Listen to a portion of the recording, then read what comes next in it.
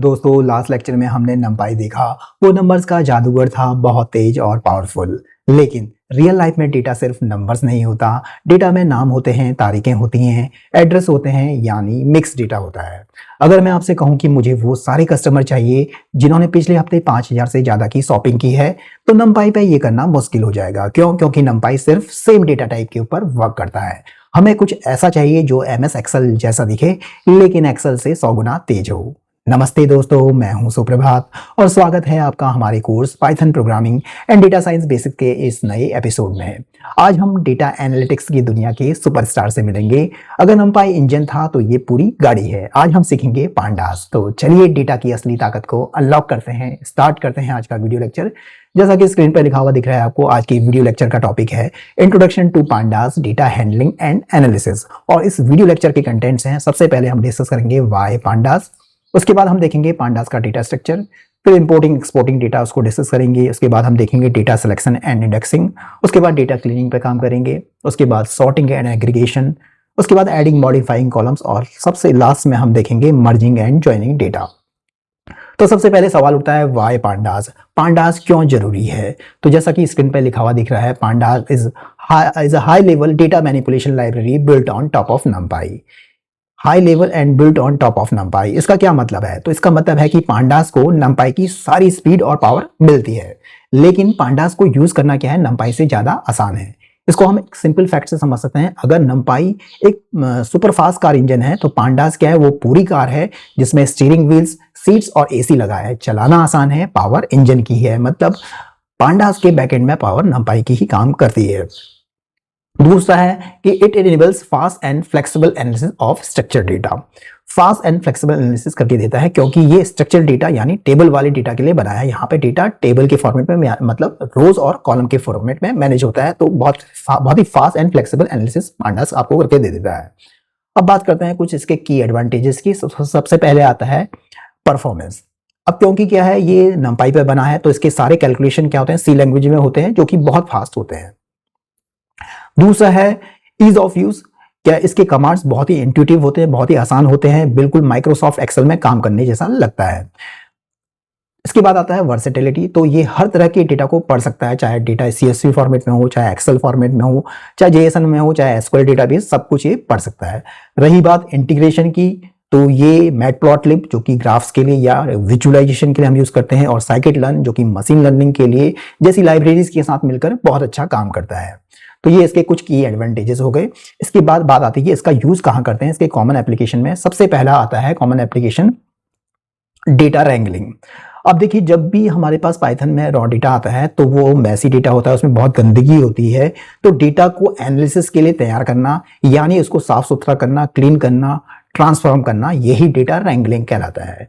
Next application है exploratory data analysis, EDA। अब data हमारा क्लीन हो गया, तो डेटा को फटाक से क्विकली समराइज करना, जैसे कि एवरेज निकालना, मीन निकालना, मोड निकालना, स्टैंडर्ड डेविएशन निकालना, कोरिलेशन निकालना और पैटर्न देखना है। तो ये एक्सप्लोरेटरी डेटा एनालिसिस हम आगे आने वाली स्लाइड्स में डिटेल में डिस्कस करेंगे। इसके बाद नेक्स्ट है फीचर इंजीनियरिंग। तो क्या है, मशीन लर्निंग मॉडल के लिए नए इंफॉर्मेटिव कॉलम्स बनाना, जैसे कि डेट ऑफ बर्थ कॉलम से एज कॉलम निकालना। तो इस फीचर इंजीनियरिंग को भी आगे आने वाली स्लाइड्स में हम डिस्कस करेंगे, कैसे इसका प्रैक्टिकल इंप्लीमेंटेशन हम गूगल कोलैब में करके देखेंगे। तो यहाँ से हमें वाई पांडास और इसके एडवांटेजेस और कॉमन एप्लीकेशन क्लियर हो गया। नेक्स्ट आगे बढ़ते हैं पांडास डेटा स्ट्रक्चर। देखिए, पांडास के अंदर जो डेटा को स्टोर करने के दो मेन तरीके होते हैं। सबसे पहला तरीका आता है सीरीज। अब सीरीज क्या है, एक वन डायमेंशनल कॉलम जैसा होता है, सिंगल लेबल कॉलम होता है। तो इसमें सिंगल लेबल कॉलम होता है, जैसे कि एक्सेल सीट का A कॉलम हो गया, B कॉलम, इस टाइप से कॉलम वाइज। और इसमें यूनिक इंडेक्स होता है, हर वैल्यू का एक लेबल इंडेक्स होता है, जैसे कि 0, 1, 2 या ABC।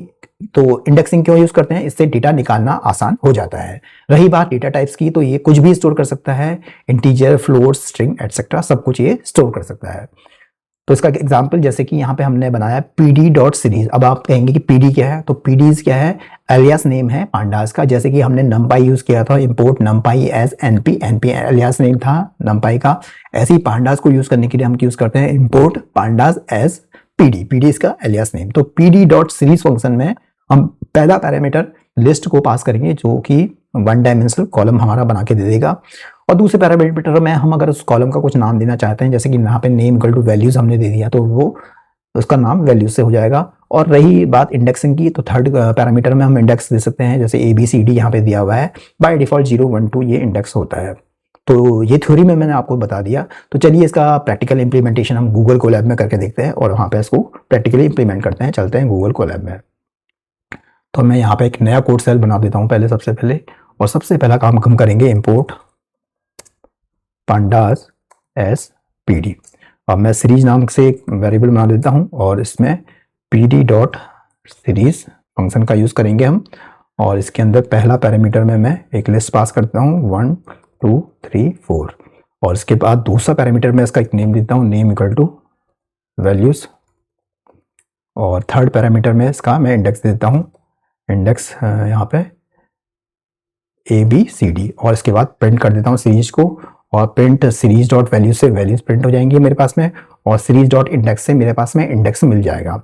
एक काम और कर लेते हैं, इसका डेटा टाइप अगर हमको चेक करना है तो प्रिंट में टाइप फंक्शन से, जो कि बिल्ट इन फंक्शन होता है टाइप, सीरीज पास करूंगा तो ये बताएगा कि इसका डेटा टाइप क्या है।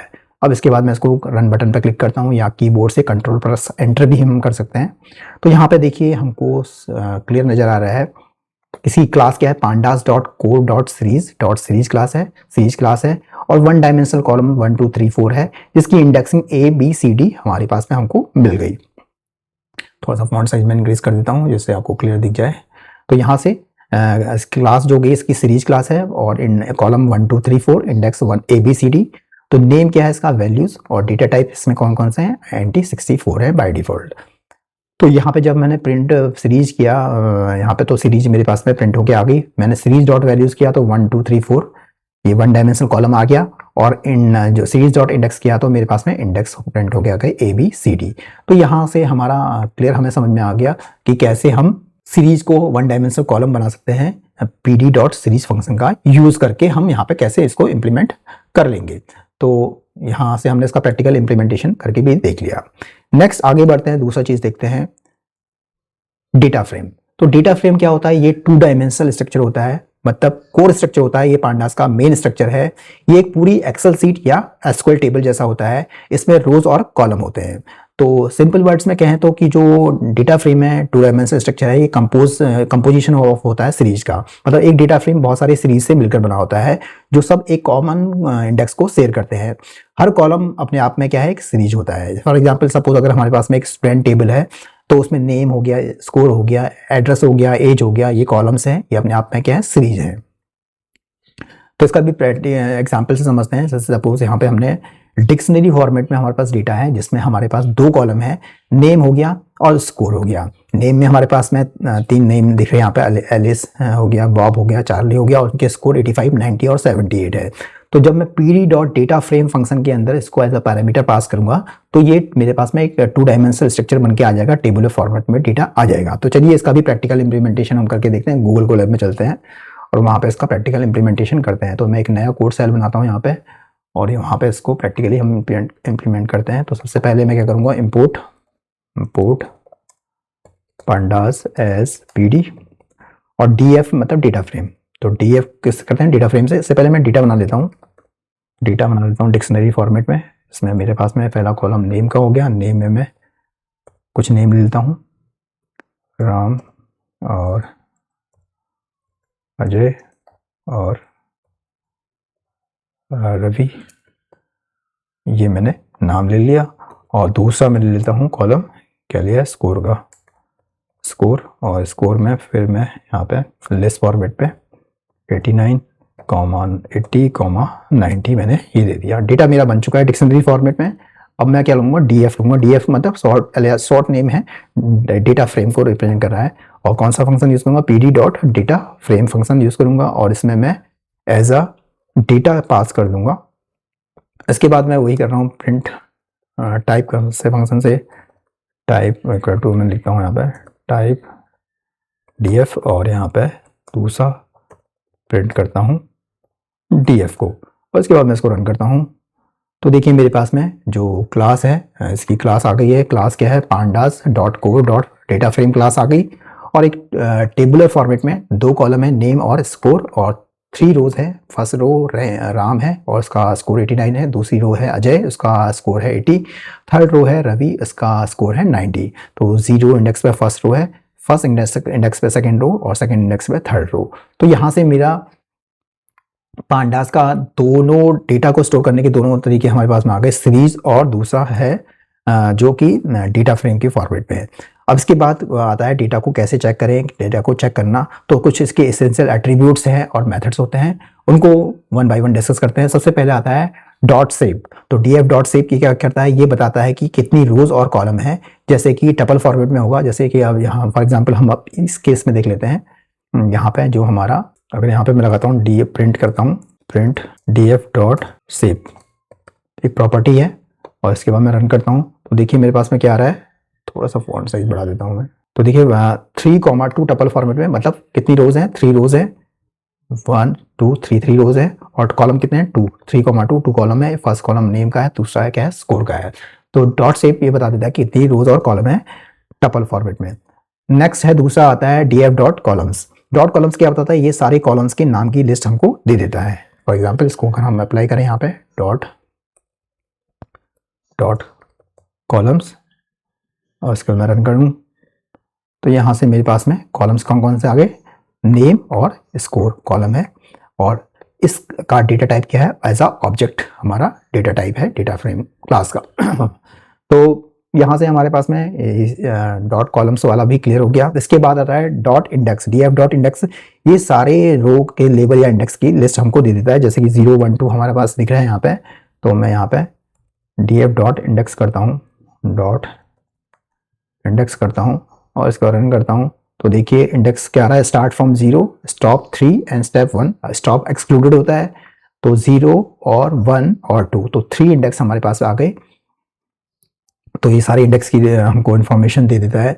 नेक्स्ट आता है, इसके बाद आपका नेक्स्ट वन आता है डीएफ डॉट डी टाइप्स। तो ये हर कॉलम का डेटा टाइप हमको बता देता है कि ये जो है, जैसे हमारा पहला कॉलम नेम है, इसका डेटा टाइप क्या होगा, दूसरा कॉलम स्कोर है, इसका डेटा टाइप क्या होगा। तो इसको भी प्रैक्टिकली इंप्लीमेंट करके देख लेते हैं हम यहाँ पे। और यहाँ पे मैं लिखता हूँ डीएफ डॉट डी टाइप्स। तो डी टाइप्स हमारी प्रॉपर्टी है, इसको रन करते हैं तो देखिए यहाँ से जो नेम है हमारा क्या है, नेम है ऑब्जेक्ट टाइप का, इसका डेटा टाइप ऑब्जेक्ट है और स्कोर जो है उसका डेटा टाइप क्या है, INT64 है और जो हमारा डेटा फ्रेम है उसका टाइप ऑब्जेक्ट है। तो यहाँ से डी टाइप प्रॉपर्टी भी क्लियर हो गया। नेक्स्ट आता है डॉट इन्फो। ये मेथड है, अभी तक की सारी प्रॉपर्टीज थी। ये डॉट इन्फो ये सबसे यूजफुल होता है।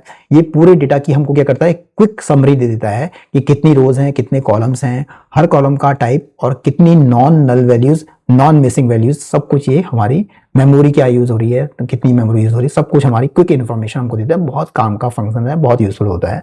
तो इसको भी देखते हैं। तो यहाँ पे अगर हम यहाँ पे लगा दें, इसको हटा देता हूँ डॉट इन्फो। अब चूंकि ये मेथड है तो हमें ओपन पैरेंथेसिस और क्लोज पैरेंथेसिस लगाने पड़ेंगे और इसके बाद इसको क्लोज करते हैं, रन करते हैं तो देखिए पूरी क्विक इन्फॉर्मेशन हमारे पास में आ गई। क्या इन्फॉर्मेशन आ गई, इसकी क्लास क्या है, pandas dot core dot frame dot data frame class है। रेंज इंडेक्स पता लग गया, 3 इंडेक्स हो रहे हैं इसमें, 0 1 0 से 2 तक, 0 1 2। डेटा कॉलम्स और 2 कॉलम्स, दो कॉलम है, टोटल 2 कॉलम्स हैं। कॉलम में कितने non null value, non missing values हैं, उनका डेटा टाइप क्या है, जैसे नेम है, नेम की 3 क्या है, non null non missing values है और उनका डेटा टाइप ऑब्जेक्ट है। स्कोर की कितनी non null values, non missing values है, 3 है और उनका डेटा टाइप क्या है, INT64 है। INT64 टाइप का 1 है और ऑब्जेक्ट टाइप का भी 1 है। तो 2 कॉलम है यहाँ पे। मेमोरी की यूज की बात आते हैं, मेमोरी 180 बाइट्स इसमें प्लस बाइट्स यूज हुई हैं। तो ये क्या कर रहा है, पूरी क्विक इन्फॉर्मेशन हमारी हमको क्या करता है, हमारे डेटा फ्रेम की हमको दे देता है। तो यहाँ से क्लियर हो गया हमको कि प्रॉपर्टीज और मेथड्स क्या क्या यूज होते हैं इसके अंदर, डेटा फ्रेम के अंदर। तो ये हमारा पांडास का डेटा स्ट्रक्चर हमारा बस यहाँ पे क्लियर हो गया। नेक्स्ट देखते हैं इंपोर्टिंग डेटा। अब डेटा एनालिसिस का पहला स्टेप है डेटा को पाइथन में लोड करना। तो डेटा को पाइथन में कैसे लोड करेंगे, तो इसके लिए हमारे पास में जो फंक्शन हम यूज़ करते हैं रीड अंडरस्कोर एस्ट्रिक फंक्शन का, जिसमें हमारे पास में read underscore CSV, read underscore Excel, read underscore JSON जैसे बहुत सारे फंक्शंस होते हैं। फॉर एग्जांपल सपोज अगर हमारे पास में हमको CSV फाइल को रीड करना है तो हम यूज़ करते हैं pd.read_csv फंक्शन, और इसके अंदर हम पहला पैरामीटर क्या है वो CSV फाइल को पाथ या फाइल का नेम देते हैं, उसका पाथ देते हैं जिसको हमको रीड करना होता है। दूसरा parameter header equal to none देते हैं। हेडर इक्वल टू नन का क्या मतलब है, देखिए हेडर इक्वल टू नन का मतलब है कि हमारी जो CSV फाइल है उसमें कॉलम नाम का हेडर नहीं है, तो तब हम हेडर इक्वल टू नन देते हैं। इसको भी प्रैक्टिकली मैं इंप्लीमेंट करके आपको दिखाऊंगा। थर्ड पैरामीटर जो है नेम्स, अगर हम खुद के कॉलम नेम देना चाहते हैं तो हम यहाँ पे खुद के कॉलम नेम्स भी दे सकते हैं। तो चलिए इसका प्रैक्टिकल इंप्लीमेंटेशन हम करके देखते हैं कि इंपोर्टिंग हम डेटा को कैसे करेंगे पाइथन के अंदर CSV फाइल का। तो चलिए चलते हैं गूगल कोलैब में और इसका प्रैक्टिकल इंप्लीमेंटेशन हम करके देखते हैं। तो एक नया कोड सेल में बनाता हूँ यहाँ पे। पहला काम हमें क्या करना है इसमें कि हमको जो गूगल ड्राइव है में मेरी जो है CSV फाइल पड़ी हुई है, तो उसको कैसे मैं कनेक्ट करूँगा गूगल कोलैब से। तो इसका वीडियो लेक्चर मैंने पहले बनाया हुआ है, आपने उस वीडियो को देखा होगा, तो मैं आज भी उसको रिकैप कर रहा हूँ जिससे आपको समझ में आ जाएगी कैसे हम गूगल ड्राइव को गूगल कोलैब से कनेक्ट कर सकते हैं, माउंट कर सकते हैं। तो उसके लिए एक साइड बार जो आपको दिख रहा है यहाँ पे, साइड बार में 5th नंबर पे आइकन है, 1st, 2nd, 3rd, 4th, 5th number पे फाइल्स नाम से है, इस पर हमको क्लिक करना है। जैसे हम इस पर क्लिक करेंगे और यहाँ पे जो 3rd नंबर का आइकन दिख रहा है, ये फाइल फोल्डर स्ट्रक्चर आ गया, यहाँ पे माउंट ड्राइव करके आपको दिख रहा है। तो जैसे ही मैं माउंट ड्राइव पे क्लिक करूंगा तो ये एक परमिशन मेरे से मांगेगा, permit this notebook to access your Google Drive files. मैं एक बार फिर से रिपीट करके दिखा रहा हूँ आपको, डिसमिस कर दिया। तो मैं फिर से दिखा रहा हूँ इसको बंद करके कि साइड बार में 5th नंबर का आइकन है, 1st, 2nd, 3rd, 4th, 5th number पे फाइल्स नाम से, उस पर क्लिक करना है और इस पर 3rd नंबर का जो आपका आइकन दिख रहा है फाइल्स नाम से, माउंट ड्राइव से, तो इस पर क्लिक करना है। क्लिक करने के बाद ये आपसे परमिशन मांगेगा, आपने कनेक्ट टू गूगल ड्राइव पे क्लिक करना है।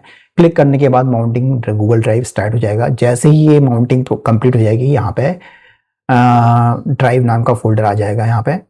तो ड्राइव नाम का फोल्डर आ चुका है, देखिए दिख रहा है, और इस पर मैं क्लिक करता हूँ तो माई ड्राइव नाम का फोल्डर आ गया। इसके अंदर माई ड्राइव के अंदर मैं क्लिक करता हूँ तो यहाँ पे मेरे पास में CSV नाम का फोल्डर है। तो मेरा गूगल ड्राइव ना अब क्या है, कनेक्ट हो चुका है गूगल कोलैब से। तो CSV फोल्डर के अंदर मेरे पास में एक फाइल है demo.csv, तो इसी को मेरे को क्या करना है, रीड करना है। तो इसका पाथ मुझे चाहिए हुआ, तो पाथ कैसे मिलेगा इसका, तो ये तो 3 डॉट्स दिख रहे हैं यहाँ पे, इस पर क्लिक करना है। क्लिक करने के बाद कॉपी पाथ वाले मेन्यू को सेलेक्ट कर लेना है, कॉपी पाथ, इसको सेलेक्ट कर दिया, बस हो गया। अब मैं एक नया कोड सेल बनाता हूं और इसमें सबसे पहला काम क्या करूंगा, मैं इंपोर्ट करूंगा। सबसे पहले करना क्या है इसमें, तो इसके बाद सबसे पहले मैं काम करूंगा इंपोर्ट pandas SPD, ये काम हो गया। इसके बाद मुझे क्या करना है, डेटा फ्रेम बनाना है, df_csv नाम से बना दे रहा हूँ data frame. pd dot function मेरा रहेगा read_csv नाम से, ये read_csv फंक्शन है और इसमें पहला पैरामीटर मैंने यहाँ पे पास कर दिया और ये पाथ दे दिया मैंने demo.csv। अभी मैं दूसरा parameter header equal to none नहीं दे रहा हूँ और कॉलम के नेम्स भी नहीं दे रहा हूँ मैनुअली। मैं इतना ही आपको दिखाता हूँ, तो यहाँ से आपको क्लियर समझ में आएगा कि क्या डिफरेंस है। तो प्रिंट करते हैं हम यहाँ पे df_csv को, और इसके बाद मैं इसको रन बटन पे क्लिक करता हूँ, कंट्रोल सेंटर से भी कर सकते हैं। तो ये देखिए क्या हुआ, क्योंकि हमारी जो CSV फाइल थी, अगर मैं आपको यहाँ भी दिखाऊं, तो ये CSV फाइल है, मैं इस पर क्लिक करता हूँ तो यहाँ से आपको CSV फाइल दिखेगी मेरी। इसको मैं एक्सेल में भी ओपन कर सकता हूँ। तो देखिए इसमें क्या कर रहा है, जो पहला जो कॉलम है, पहला जो रो है सॉरी, उसको as a column header use कर दिया इसने, राम है और 23, जबकि ये क्या है, रो है, हमारा कॉलम हेडर नहीं है इसमें। तो इस जो हमारा जो CSV फाइल है इसमें कॉलम नाम का हेडर नहीं है, तो हमें बताना पड़ेगा जब हम रीड कर रहे हैं। तो कैसे पता लगेगा हमको, तो तब हमको यहाँ पे सेकंड पैरामीटर की देने की जरूरत पड़ेगी। तब मैं यहाँ पे सेकंड पैरामीटर क्या दूंगा, यहाँ पे दूंगा हेडर इक्वल टू नन। अब जैसे ही मैंने हेडर इक्वल टू नन कर दिया तो ये समझ जाएगा कि इसमें इस CSV फाइल के अंदर हेडर नाम का कॉलम नाम के हेडर नहीं है। तो जैसे अब मैं इसको रन करता हूँ तो देखिए मेरे पास में अब जो है, जो फर्स्ट रो है वो भी क्या है, एज अ रो आ रही है, कॉलम हेडर नहीं आ रही है। तो फर्स्ट रो हमारी यहाँ से स्टार्ट हुई है। अगर मैं इसको हटा देता हूँ यहाँ पे, तो देखिए फिर क्या उस केस में क्या हो रहा है, उसमें जो फर्स्ट रो है उसको एज अ कॉलम हेडर बना दिया इसने यहाँ पे, राम और 23, जबकि ये क्या है, फर्स्ट रो है। तो हमें क्या करना है, इसको सेकेंड पैरामीटर हमको देना है, comma header equal to none. ये अब आपको क्लियर समझ में आ गया हेडर इक्वल टू नन हमने क्यों दिया। तो यहाँ से मेरे पास में फर्स्ट रो एज फर्स्ट जो रो है नाउ प्रॉपरली हमारे पास में आ रही है। अब थर्ड है कि अभी भी कॉलम का जो इंडेक्स है 0 आ रहा है और 1 आ रहा है, तो मैं अपने खुद की कॉलम नेम देना चाहता हूँ। तो मैं यहाँ पे क्या है प्रॉपर्टी दूंगा, नेम सिंगल टू दे दिया, पहला दे दिया मैंने नेम नाम से, सॉरी सिंगल क्वोट के अंदर लिखेंगे नेम नाम से, और दूसरा दे दिया मैंने स्कोर नाम से। अब मैं इसको रन करता हूँ तो देखिए मेरे पास में अब 2 कॉलम जो आ गए हैं, फर्स्ट कॉलम है नेम और सेकंड कॉलम क्या है स्कोर। तो अब ये प्रॉपरली हमारी क्या है दोनों चीजें क्लियर हो गई हैं कि पहला पैरामीटर हमारा क्या है जो कि हम पीपीटी में देख रहे थे। तो पहला पैरामीटर हमारा क्या है सीएसवी फाइल का नाम और उसका पाथ आ गया, दूसरा header equal to none clear हो गया। अब नेम भी हमने अपने मैन्युअली अपने नाम यहाँ पे दे दिए हैं जो कि हमारा क्लियर समझ में हमको आ गया है। तो ये यहाँ से हमारे पास में जो हमारा सीएसवी फाइल का डेटा है वो पाइथन में इंपोर्ट हो चुका है। ऐसे ही मुझे क्या करना है, अगर मुझे क्या करना है एक्सेल फाइल से डेटा रीड करना है तो क्या कौन सा फंक्शन यूज करूंगा, pd.read_excel फंक्शन यूज करेंगे।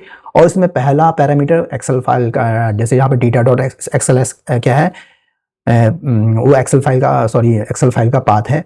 तो ये क्या करेगा, डेटा जो pd.read_excel फंक्शन में जो हम data.xls पास करेंगे तो ये data.xls नाम की एक्सेल फाइल को खोजेगा और फिर second parameter seat underscore name में हमने सेल्स डेटा दिया तो उसके अंदर से सेल्स डेटा नाम की सीट को लोड करके हमको दे देगा।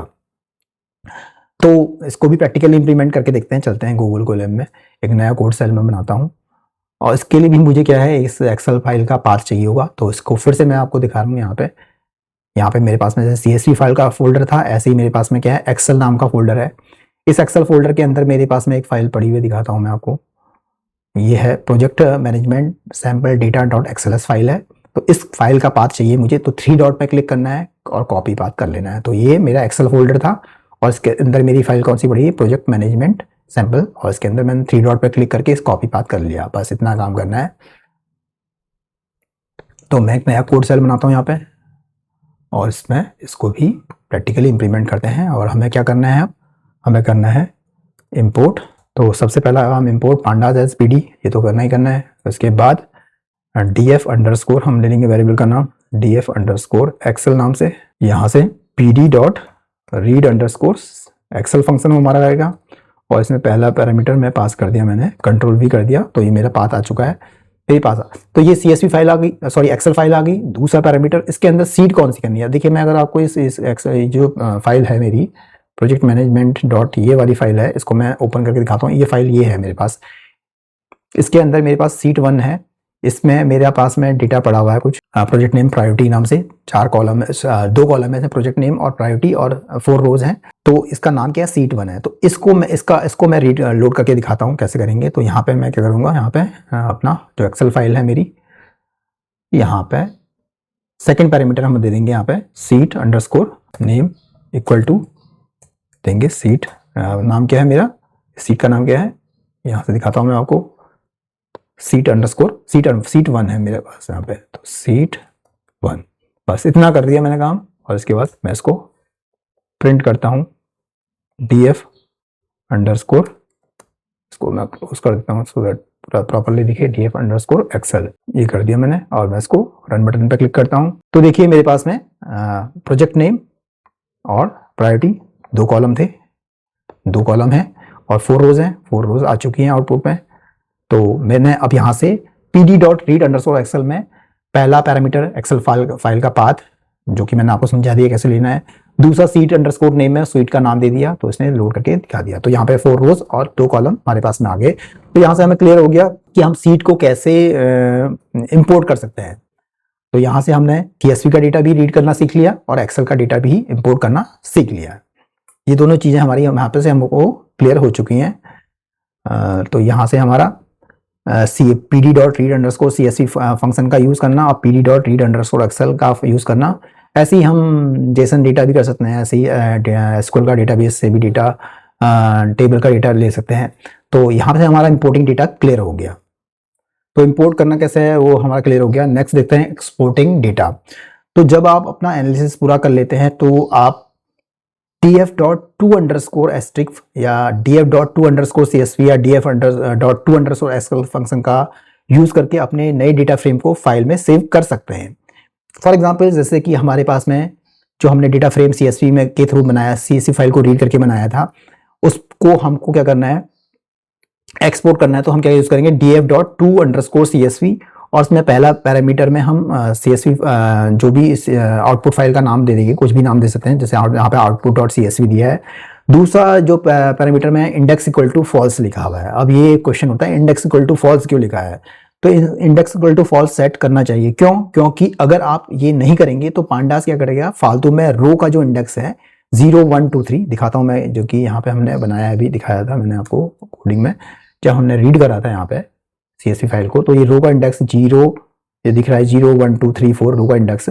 तो ये क्या है, जो रो का इंडेक्स है, अगर हम यूज नहीं करते हैं, अगर हम इंडेक्स इक्वल टू फॉल्स नहीं देते हैं, तो क्या करेगा पांडास, एक फालतू में एक रो का इंडेक्स 0 1 2 3 को भी नए कॉलम की तरह जो आउटपुट फाइल है उसमें ऐड कर देगा, जो कि हम नहीं चाहेंगे। तो इसको मैं दिखाता हूँ प्रैक्टिकली इंप्लीमेंटेशन करके आपको दिखाता हूँ, सो दैट आपको समझ में आए कि क्या मतलब है। तो चलते हैं गूगल कोलैब में। अब इसमें इंपोर्टिंग तो हमने कर लिया, एक्सपोर्टिंग करके देखते हैं CSV फाइल का, डेटा फ्रेम का डेटा को CSV फाइल का कैसे करेंगे। तो इंपोर्टिंग तो वाला कर लिया हमने यहाँ पे, एंड एक्सपोर्टिंग भी लिख देता हूँ, एक्सपोर्टिंग CSV फाइल। तो यहाँ पे हमारा प्रिंट हो चुकी है। इसके बाद हम क्या करेंगे, df_csv डॉट फंक्शन है to_csv, और इसी फाइल के अंदर मैं एक नया इसी पाथ के अंदर जो कि डेमो है, demo1.csv नाम से बना देता हूँ। तो अब वहाँ पे फाइल बनेगी, आपको दिखाऊंगा मैं इसको कॉपी कर लेता हूँ यहाँ से, Ctrl+C और यहाँ पे Ctrl+V करता हूँ, और इसका नाम demo1.csv। अभी मैं इंडेक्स इक्वल टू फॉल्स नहीं दे रहा हूँ, तो देखिए क्या डिसएडवांटेज होगा। यहाँ से मैं आपको दिखा रहा हूँ साइड बाय साइड। यहाँ पे अभी देखिए CSV फाइल के अंदर आते हैं, फोल्डर के अंदर CSV फोल्डर मेरे पास ये पड़ा है। अभी इसके अंदर मेरे पास कौन सी फाइल पड़ी है, demo.csv, employee.csv ये, और employee1.csv। अब मैं इसको रन करने जा रहा हूँ। जैसे ही मैं इसको रन करूंगा, देखिए यहाँ पे एक फाइल demo1.csv भी बन जाएगी। तो देखिए यहाँ पे demo1.csv फाइल बन के आ चुकी है।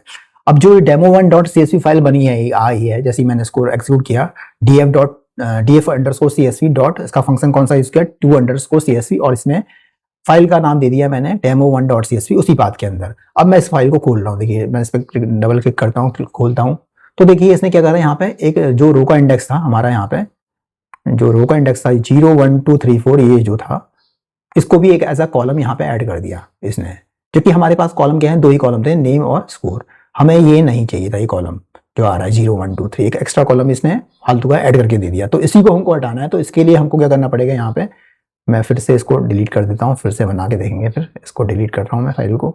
अब यहाँ पे मैं क्या करता हूँ, इस बार में यहाँ पे सेकंड पैरामीटर देता हूँ, इंडेक्स इक्वल टू फॉल्स कर देता हूँ। अब देखिए इसका फायदा, इसका मैजिक देखिए, इसका कमाल देखिए। फिर से मैं यहाँ पे CSV फोल्डर खोल रहा हूँ। अभी देखिए demo.csv फाइल ही है। मैं इसको रन करता हूँ, रन करूंगा, यहाँ पे demo1.csv फाइल बन जाएगी। यहाँ पे जैसी demo1.csv फाइल आएगी, देखिए demo1.csv फाइल बन गई है। मैं इस पर क्लिक करता हूँ, तो अब जो डेटा आएगा इसमें मेरे पास में, अब देखिए वो जो एक्स्ट्रा कॉलम आ रहा था वो नहीं आ रहा, केवल 2 ही कॉलम आ रहे हैं, नेम और स्कोर। तो हमेशा इंडेक्स इक्वल टू फॉल्स का यूज करना चाहिए। ऐसे ही अगर हम, मुझे क्या करना है, सपोज मुझे, जैसे ये तो मैंने CSV फाइल को करा, ऐसे ही मैं अगर एक्सेल फाइल को करना चाहता हूँ, एक्सेल फाइल को भी मैं एग्जाम्पल करके दिखा देता हूँ। तो देखिए मैं यहाँ पे इसको आपको दिखाता हूँ इसमें, और ये CSV फाइल तो बनी चाहिए। अब देखिए एक्सेल फाइल में मेरे पास में फोल्डर के अंदर केवल अभी एक ही फाइल है, प्रोजेक्ट मैनेजमेंट।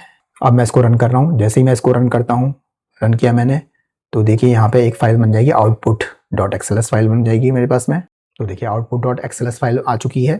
तो यहाँ से हमने जैसे ही डेटा फ्रेम df_xl फंक्शन पे कौन सा फंक्शन अप्लाई किया, df_xl.to_xl, और उसके अंदर फाइल का नाम मैंने output.xls दे दिया। तो अगर इस फाइल को मैं डाउनलोड करके देखूंगा, यहाँ पे मैं डाउनलोड करता हूँ, इसको डाउनलोड किया मैंने, और यहाँ से आउटपुट आ गया मेरे पास में। तो एक फाइल बना दी, output.xls फाइल बन चुकी है। तो यहाँ से मेरे दोनों ही चीजें क्लियर हो गई कि df.to_csv फंक्शन का यूज करके मैं अपने डेटा फ्रेम जो कि एक्सेल जो CSV फाइल से मैंने जो डेटा रीड किया था, उसको कैसे मैं आउटपुट इसको एक्सपोर्ट करूंगा df_csv.to_csv फंक्शन का यूज करके। और ऐसे ही मैं दूसरा मैंने किया df_xl.to_xl फंक्शन का यूज। तो दोनों ही चीजें यहाँ पे क्लियर हमको समझ में आ गई। तो ये और भी फॉर्मेट्स को सपोर्ट करता है, जैसे हमने एक्सेल CSV एक्सेल का एग्जांपल दे दिया, ऐसे ही JSON हो गया, SQL हो गया, HTML हो गया, पैराक्विट, हर टाइप के फॉर्मेट को सपोर्ट करता है। यहाँ पे एक प्रोफेशनल टिप है कि हमेशा क्या करना चाहिए, फाइल एनकोडिंग चेक करना जरूरी है। क्यों जरूरी है? क्योंकि अगर हमारी जो फाइल है, कभी हो सकता है उस फाइल में कुछ हिंदी फॉन्ट्स हों और या कुछ स्पेशल सिंबल्स हों, कुछ इमोजीज हों, तो वहाँ पे फाइल एनकोडिंग हमको देना जरूरी होता है, जैसे कि एनकोडिंग इक्वल टू UTF-8 हमको देना जरूरी है।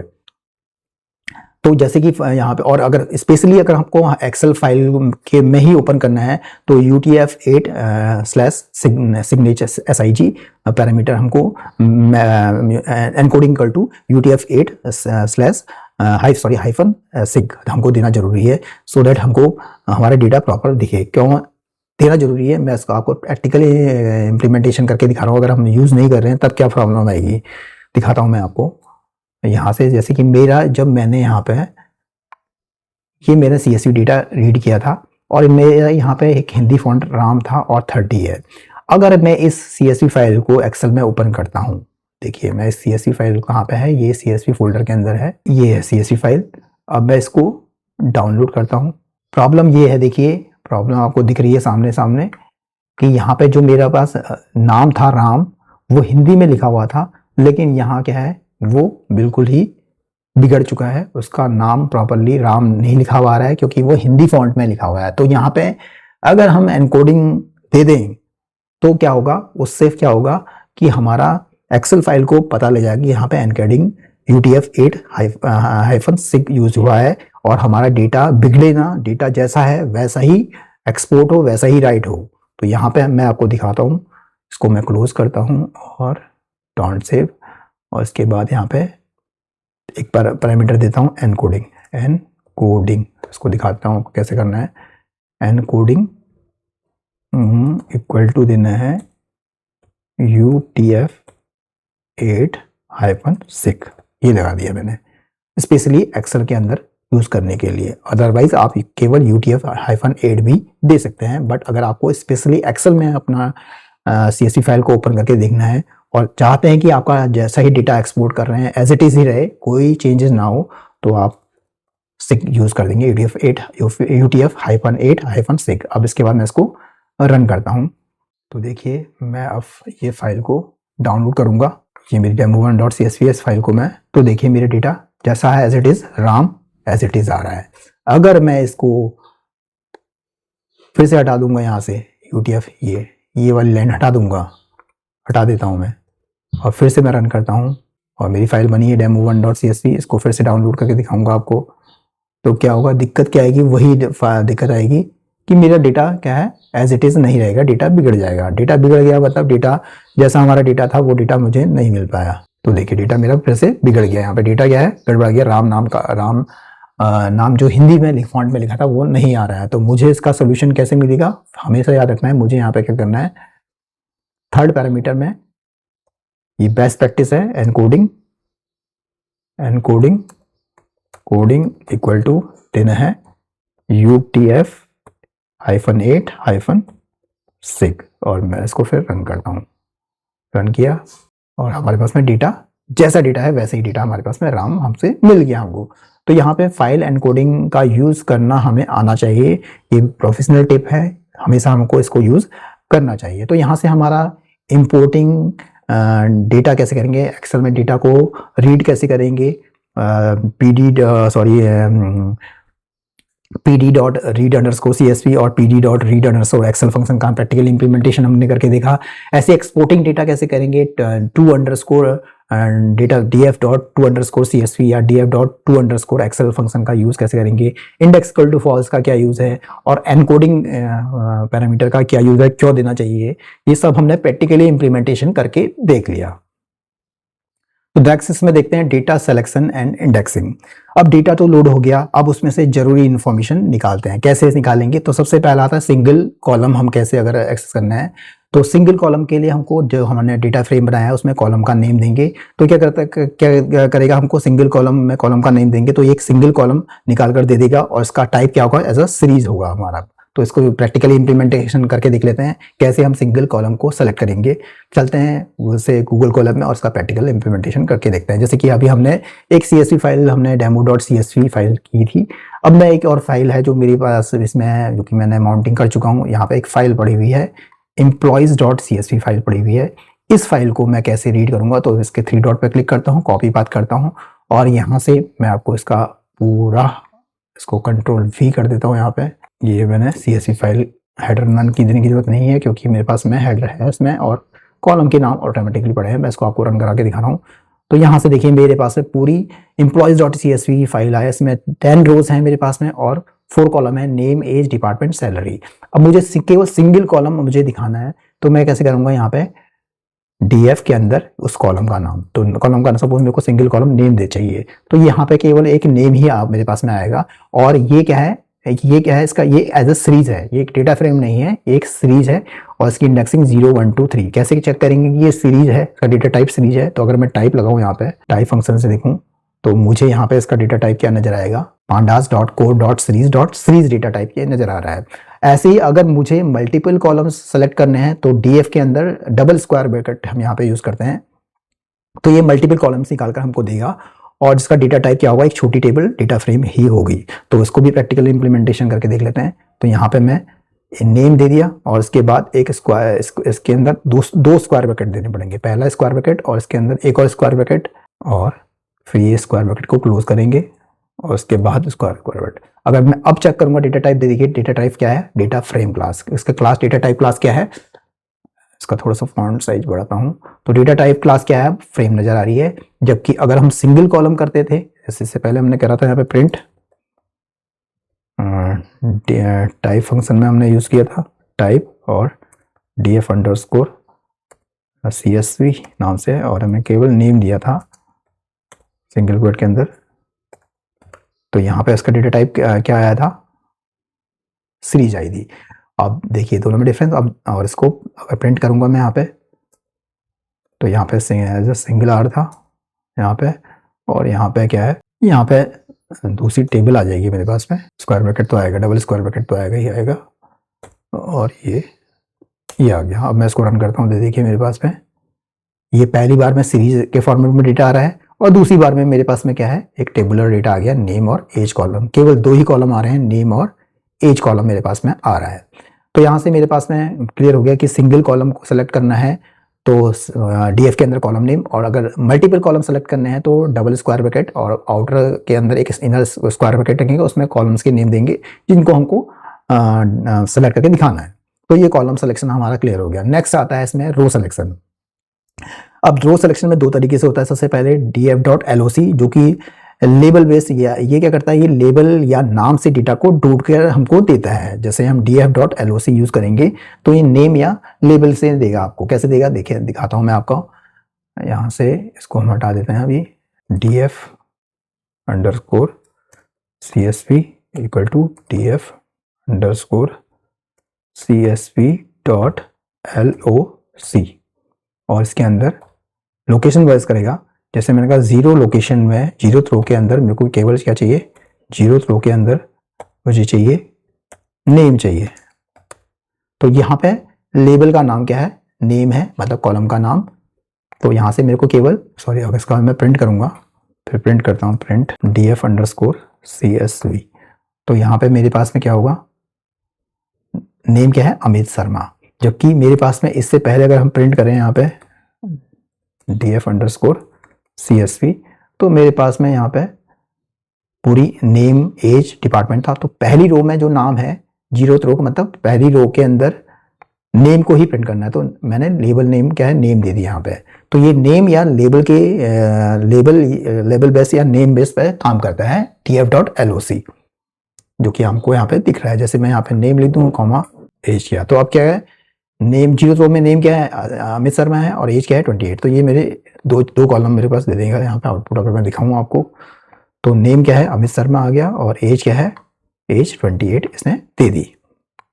अब दूसरा आता है इसमें, दूसरा आता है DF.ILOC। तो ये क्या करता है, जो ILOC करता है, ये पोजीशन या इंडेक्स इंटीजर इंडेक्स से डेटा को ढूंढ कर हमको देता है। जैसे कि यही चीज़ हम अप्लाई करेंगे यहाँ पे। अगर मैं यहाँ पे ILOC करके सर्च करूँगा तो एरर आ जाएगी। अब यहाँ पे अगर मैं लेबल के नाम से सर्च करूँ यहाँ पे और ILOC यूज़ करूँ तो यहाँ पे एरर आ जाएगी मेरे पास में। देखिए इस लाइन पे एरर आ गई। क्यों आ गई? क्योंकि ILOC केवल इंटीजर बेस इंडेक्स पे काम करता है। तो मेरे को यहाँ पे इंडेक्स क्या है 0 1 2 के टर्म में देने पड़ेंगे 0, 1। तो 0 एक इंडेक्स में नेम है और 1 इंडेक्स पे क्या है एज है। तो तब ये मेरा काम सही करेगा। ये दोनों में डिफरेंस है। तो नेम अमित आ गया, एज 28 आ गया। तो ILOC होता है वो इंटीजर इंडेक्स से डेटा को ढूंढता है और जो .LOC है वो लेबल या नाम से सर्च करता है। दूसरा स्लाइसिंग का भी डिफरेंस है दोनों में। स्लाइसिंग का डिफरेंस क्या है? जैसे कि ये सपोज मैं यहाँ पे लिखता हूँ स्लाइसिंग का डिफरेंस क्या है? जैसे मैं LOC करता हूँ और यहाँ पे 0 2 कॉलन 9 करता हूँ तो ये टोटल 10 की 10 रोज मेरे को दे देगा। ये क्या करता है? जो स्लाइसिंग में जो एंड पॉइंट होता है इसको इंक्लूड करता है, जबकि ILOC क्या होगा वो एक्सक्लूड करेगा। तो जब मैं इसको यूज करूंगा यहाँ पे तो मेरे पास में जो आउटपुट आएगा, इस वाले को हटा देता हूँ मैं, ऊपर वाले को। देखिए मेरे पास में जो डेटा आ रहा है सारी 10 की 10 रोज आ रही हैं। जीरो से स्टार्ट किया और नाइन्थ मतलब 10th वाली रो भी आ रही है। जबकि मैं ILOC जब यूज करूंगा तो 10th वाली रो क्या होगी? मतलब ये एंड पॉइंट को एक्सक्लूड करता है स्लाइसिंग में ILOC। दोनों में डिफरेंस यहाँ पे ये भी क्लियर हो जाता है। देखिए नाइन्थ इंडेक्स पे जो रो थी वो नहीं आई है, केवल 9th रो ही आई है। 10th की 10 रो हमारे पास में नहीं आई है। तो दोनों में फर्क आ गया, फर्क समझ में आ गया आपको कि DF.LOC क्या करता है? लेबल या नेम से सर्च करता है और ILOC क्या करता है? इंटीजर बेस इंडेक्स से सर्च करता है। और स्लाइसिंग में क्या होता है? जो .LOC है वो एंड पॉइंट को इंक्लूड करता है, जबकि ILOC क्या करता है? एंड पॉइंट को स्लाइसिंग में एक्सक्लूड करता है। तो यहाँ से हमारा डेटा सिलेक्शन एंड इंडेक्सिंग में कॉलम सिलेक्शन और रो सिलेक्शन हमको क्लियर समझना। तो डेटा सिलेक्शन एंड इंडेक्सिंग में नेक्स्ट देखते हैं हम कंडीशनल फिल्टरिंग या बूलियन इंडेक्सिंग क्या होता है। ये एक्सेल का फिल्टर जैसा होता है कि हम कंडीशन के बेसिस पे कॉलम बेस्ड कंडीशंस देके या मल्टीपल कंडीशंस देके हमारा डेटा फ्रेम को सेलेक्ट कर सकते हैं। कैसे करेंगे? देखिए फॉर एग्जांपल जैसे मैंने कहा केवल वो ही रोज हमारे पास में आए, उन्हीं रोज का डेटा फ्रेम हमारे पास में आए जहां पे जो स्कोर की वैल्यू है वो ग्रेटर देन 80 है। तो ये क्या करेगा DF के अंदर DF स्कोर कॉलम में उन्हीं कॉलम्स की रो देगा जिनमें स्कोर की वैल्यू 80 से ग्रेटर होगी। तो यहाँ पे हमारी क्या है? बूलियन इंडेक्सिंग काम कर रही है। और अगर हमको मल्टीपल कंडीशन देनी है तो हमको क्या करना पड़ता है? हर कंडीशन को अलग से सेपरेट पैरेंथेसिस के अंदर लिखना पड़ता है और उसके साथ में हम एंड और नॉट यूज कर सकते हैं। तो इस बूलियन इंडेक्सिंग का भी यूज बहुत ज़्यादा यूज है, बहुत फायदेमंद है। ये एक्सेल के फिल्टर जैसा ही होता है, फिल्टर जैसा काम करता है। तो इसको भी हम प्रैक्टिकल करके देखते हैं। गूगल कोलैब में चलते हैं और मैं आपको दिखाता हूँ यहाँ पे। तो हमारे पास में गूगल कोलैब में हमने अभी बनाया है, तो इसको मैं आपको दिखाता हूँ प्रैक्टिकल इम्प्लीमेंटेशन इसका करके। तो यहाँ पे हमारे पास में ये वाला पार्ट हम यहाँ पे DF CSV के अंदर, अब देखिए मेरे पास में अगर मैं आपको यहाँ पे प्रिंट करता हूँ DF CSV को, पहले प्रिंट करके दिखाता हूँ आपको। पहले मैं DF CSV को प्रिंट करके दिखाता हूँ आपको। ये मेरे पास में कंप्लीट स्ट्रक्चर है, 4 कॉलम है और 10 रोज हैं।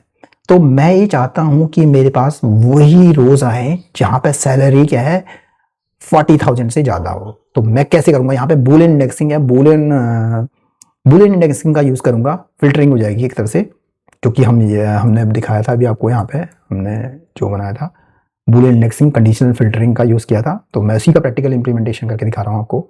तो मैंने यहाँ पे DF अंडरस्कोर CSV और इसके अंदर मैंने कहा DF अंडरस्कोर CSV के अंदर कौन सी सैलरी, जो सैलरी है वही रोज आए जहां पे सैलरी की वैल्यू 40,000 से ज्यादा है। तो अब देखिए मेरे पास में 2 तरह से देखता हूं मैं। पहले प्रिंट करता हूं पूरे DF को, DF अंडरस्कोर CSV, और इसको आपको थोड़ा इंटरेक्टिव दिखा देता हूँ ओरिजिनल। तो यहाँ से आपको क्लियर समझ में आएगा। तो जैसे ही मैंने इसको रन किया तो देखिए पहली बार में ओरिजिनल डेटा मेरे पास में पूरी रोज है। आप देखिए यहाँ पे केवल देखिए यहाँ पे मेरे पास में अभी पूरी आ रही हैं, अभी तो कोई डिफरेंस नजर नहीं आया। आफ्टर 40,000 से ज़्यादा, 40,000 से तो सभी ज़्यादा है, 40 से तो सभी ज़्यादा है, इसलिए लगा नहीं कुछ भी। मैं दिखाता हूँ आपको, इसको क्या करते हैं, यहाँ पे हम यहाँ पे चलते हैं, इसको थोड़ा बढ़ा देता हूँ कंडीशन को, 60,000 से ज़्यादा है। अब देखिए क्या होगा, अब मैं रन करता हूँ। देखिए ओरिजिनल मेरे पास में 10 की 10 रोज आई हैं, अब मेरे पास में केवल 4 रोज आई हैं जहाँ पे सैलरी क्या है 60,000 से ज़्यादा है। तो यहाँ पे मैंने फिल्टर लगा दिया, कंडीशनल फिल्टर लगा दिया, बुल इंडेक्सिंग कर दी। सैलरी कॉलम में से केवल वही कॉलम वाली रोज आएंगी जिसमें सैलरी की वैल्यू 60,000 से ज़्यादा है। अब मैं चाहता हूँ कि मल्टीपल कंडीशन देना चाहता हूँ, मैं एज के बेसिस पे भी देना चाहता हूँ। तो यहाँ पे क्या करूँगा, मैं मल्टीपल कंडीशन दूंगा। यहाँ पे इसको मेरे को पैरेंथेसिस के अंदर रखना पड़ेगा। जैसे ये वाली जो मैंने यूज़ करी है, इसको मैं एक सेपरेट पैरेंथेसिस के अंदर रख देता हूँ और इसके बाद लगाता हूँ and df underscore CSV as column में देता हूँ, एज ग्रेटर देन 30। तो ये दो कंडीशन मैंने अब दे दी। तो अब यहाँ पे देखिए, रन किया मैंने, तो देखिए एज वही आ रही है जहाँ पे 30 से ज़्यादा है और सैलरी क्या है 60,000 से ज़्यादा है। तो मल्टीपल कंडीशंस मैंने दे दी, फिल्टरिंग कर दी, बूलियन इंडेक्सिंग का यूज़ यहाँ पे हो गया। तो हम मल्टीपल कंडीशंस दे सकते हैं, उनको सेपरेट करेंगे हम पैरेंथेसिस के अंदर लिखेंगे। यहाँ पे पैरेंथेसिस के अंदर मैंने यहाँ पे लिख के दिखा दिया आपको, पैरेंथेसिस के अंदर लिख देंगे और इसको सेपरेट फिर एंड या और ऑपरेटर हम लगा सकते हैं। तो यहाँ पे बूलियन इंडेक्सिंग का यूज़ समझ में आ गया, बहुत यूज़ होता है, बहुत इसको इम्प्लीमेंट करा जाता है। यहाँ पे हमको फिल्टरिंग की जरूरत होती है। तो यहाँ से हमारा क्लियर हो गया डेटा सिलेक्शन इंडेक्सिंग में बूलियन इंडेक्सिंग या कंडीशनल फिल्टर क्या होता है, सिंगल कंडीशन या मल्टीपल कंडीशन को हम सेपरेटली पैरेंथेसिस में रख के कैसे उसमें एंड और या नॉट लगा सकते हैं। तो नेक्स्ट आगे देखते हैं data cleaning and pre processing. Data cleaning कैसे करेंगे, तो देखिए रियल वर्ल्ड का डेटा हमेशा मैसी होता है, मतलब उसमें बहुत ज़्यादा गंदगी होती है। हमारा 80% टाइम डेटा क्लीनिंग में जाता है। अगर गार्बेज इन होगा तो गार्बेज आउट होगा, कचरा डेटा दोगे तो कचरा रिजल्ट ही हमको मिलेगा। मतलब हमारे पास में अगर मैसी डेटा है तो आउटपुट भी मैसी मिलेगा, गड़बड़ मिलेगा हमारे पास में।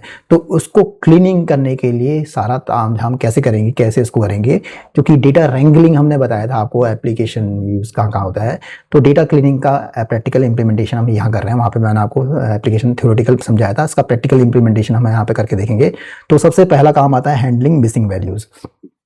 तो हैंडलिंग मिसिंग वैल्यूज़ में सबसे पहले जो आता है, जैसे नॉट अ नंबर, नैन लिखा है नॉट अ नंबर, तो इसमें सबसे पहला आता है tf.isNull.sum फंक्शन कमांड का यूज़। तो ये कमांड आपको क्या करती है, हर कॉलम में कितनी नैन मतलब नॉट अ नंबर या मिसिंग वैल्यूज़ है उनकी गिनती बता देगा, उनका टोटल नंबर हमको बता देता है। तो इसको मैं प्रैक्टिकल इंप्लीमेंटेशन करके आपको दिखाऊंगा। क्या है कमांड, df.isNull.sum। तो क्या करेगा ये, हर कॉलम में कितनी नॉन मिसिंग मतलब कितनी मिसिंग वैल्यूज हैं, मतलब नॉट अ नंबर मतलब मिसिंग वैल्यूज हैं, उनको हमको उनकी संख्या हमको बता देगा। तो चलते हैं गूगल कोलैब में, इसका प्रैक्टिकल इंप्लीमेंटेशन आपको करके दिखाता हूँ।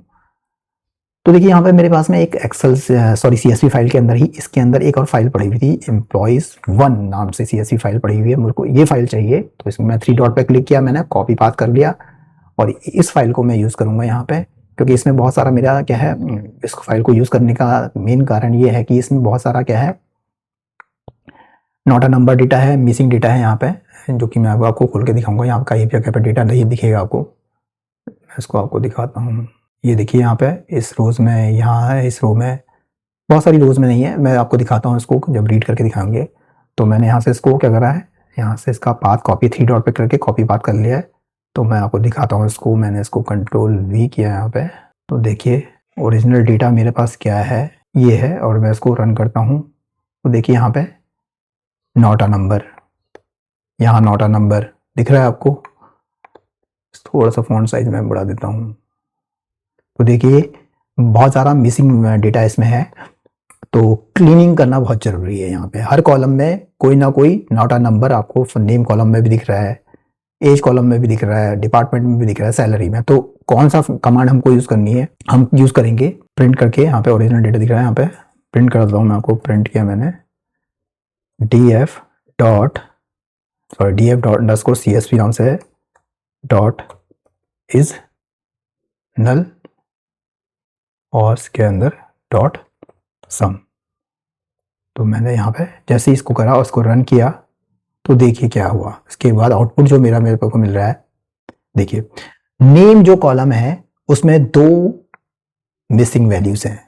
कहाँ कहाँ पे है देखिए, नेम कॉलम में एक है सेकंड रो पे और दूसरी है 7th रो पे, तो 2 मिसिंग वैल्यूज हैं। ऐसे ही एज वाले में भी 2 मिसिंग वैल्यूज हैं। एज में क्या है, 4th रो पे है और 8th रो में है, यहाँ पे मिसिंग वैल्यूज हैं। ऐसे ही सैलरी, नेम, एज, हाँ डिपार्टमेंट में भी 2 है। डिपार्टमेंट फील्ड कॉलम दिखाता हूँ मैं आपको। डिपार्टमेंट कॉलम में एक यहाँ पे है 5th रोज में और एक ये है हमारी 9th रो में, यहाँ पे है। ऐसी सैलरी जो कॉलम है उसमें 3 नॉट अ नंबर, मतलब मिसिंग वैल्यूज है, जो कि 3rd रो पे और 5th रो पे और 8th रो पे है। तो यहाँ से इस फंक्शन ने क्या करा, df_csv.isNull.sum फंक्शन, आप क्लियर समझ में आ गया। ये हर कॉलम में कितनी मिसिंग वैल्यूज हैं, नॉट अ नंबर वैल्यूज हैं, उनकी संख्या, उनकी गिनती, उनका काउंटिंग हमको बता देता है। अब हमें पता तो लगे कितनी वैल्यू मिसिंग वैल्यूज हैं। अब दूसरा काम क्या करता है, दूसरा काम चीज है, सेकंड चीज है इम्प्यूटेशन। तो इम्प्यूटेशन का मतलब क्या है, मिसिंग वैल्यूज को भरना। तो मिसिंग वैल्यू को भरना ही इम्प्यूटेशन कहलाता है। तो यहाँ पे हम यूज करते हैं df.fillNA और इसके अंदर वैल्यू पास करते हैं as a parameter. For example suppose क्या है, मैंने यहाँ पे df के स्कोर कॉलम को फिल एना कराया है df स्कोर के मीन वैल्यू। जहाँ जहाँ पे आपकी मिसिंग वैल्यूज होगी वहाँ पे क्या कर देगा, ये उसको मीन वैल्यू से फिल कर देगा। तो यहाँ पे हमने क्या करा, df स्कोर जो है डेटा फ्रेम का स्कोर कॉलम में जहाँ जहाँ पे missing value not a number है वहाँ पे उसको फिल एने कराया है df स्कोर की मीन वैल्यू से। तो ये क्या करेगा, स्कोर कॉलम की सभी मिसिंग वैल्यूज को पूरे कॉलम के एवरेज या मीन स्कोर से भर देगा। तो चलिए इसको भी प्रैक्टिकल इंप्लीमेंटेशन हम करके देख लेते हैं। चलते हैं गूगल कोलैब में। ये तो क्लियर हो गया हमारा। इसके बाद हम क्या करेंगे,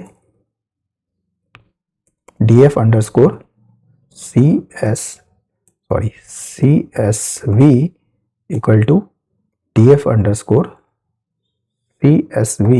अब मैं देखिए, मैं एज वाले कॉलम पे लगाता हूँ। यहाँ पे यहाँ पे नॉन मिसिंग वैल्यू है, तो मेरे यहाँ कौन सा है, एज वाला कॉलम में करूँगा। एज कॉलम को, या सैलरी वाले में कर लेते हैं, सैलरी में ज़्यादा थे। Salary dot fill N A, function का नाम क्या है, फिल एन ए। और इसको किससे फिल करेंगे हम, इसकी मीन वैल्यू से। तो सैलरी की मीन वैल्यू से हम फिल करेंगे। अपडेटेड डेटा हमारे पास में क्या नजर आएगा, देखते हैं। तो मैं इसको रन करता हूं। तो देखिए ओरिजिनल डेटा जो मेरे पास में है, यहाँ पे सैलरी में नैन और नैन वैल्यू आ रही है। अब जब मैंने इसको अपडेट कर दिया, तो अपडेट करने के बाद मेरे पास में जो सैलरी है वो in place equal to true करना पड़ेगा, तभी ओरिजिनल डेटा फ्रेम में भी ये चेंज नजर आएगा। जो मेरी 4th रो थी, यहाँ पे 4th रो में, सॉरी 3rd रो में, हाँ 3rd रो में नैन वैल्यू थी।